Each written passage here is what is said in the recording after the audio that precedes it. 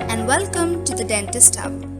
Today's video is the last one in the series of varicose veins, and we will be discussing about the complications that include the venous ulcer, eczema and dermatitis, lipodermatosclerosis, hemorrhage, thrombophlebitis, calcifications and periostitis, and Marjolin's ulcer. Let us now learn in detail about the venous ulcer. It is also called as the gravitational ulcer and occurs due to venous stasis, tissue anoxia, or deep vein thrombosis. The features of venous ulcer are: it is situated above the medial malleolus, it is irregular in shape with shelving edges and shallow depth, the floor is covered by slough and granulation tissue, and there is inverted beer bottle appearance of leg due to extensive scarring and ulceration. Coming to the pathophysiology of venous ulcer, whenever there is venous hypertension, capillary dilation and proliferation occurs. This causes increased capillary permeability and leads to leakage of RBCs, proteins, leukocytes through the capillary wall.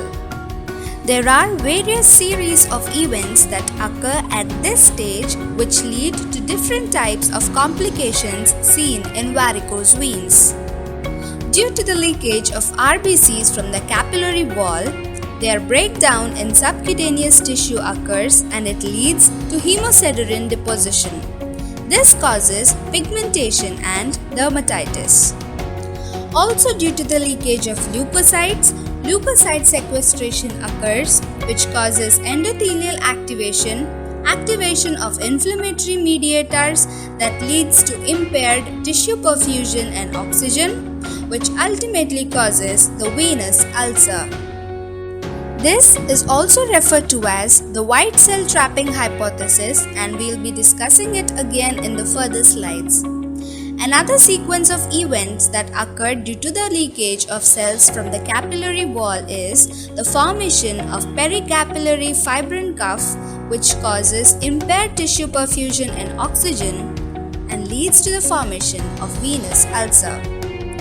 Due to pericapillary fibrin cuff, there is decreased lymphatic drainage, subcutaneous fibrosis that causes lipodermatosclerosis. The fibrin cuff hypothesis. Capillary proliferation leads to chronic inflammation and perivascular cuff is formed around the capillaries, which leads to the formation of venous ulcer. The fibrin cuff is made up of connective tissue proteins like fibrin, collagen 4 and fibronectin. White cell trapping hypothesis.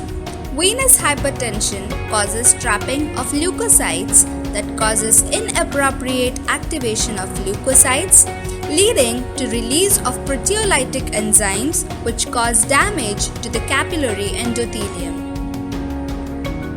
Venous ulcer is treated by following the Bisgard regimen, which includes elevation of limb at night, active and passive leg exercises to contract calf muscles, proper walking with heel down first, compression stockings covering ankle and leg.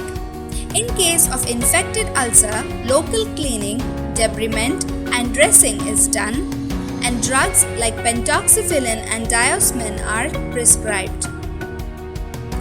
Thank you for watching. Do like the video if you found it informative, share it with your friends and subscribe to the Dentist Hub for more updates.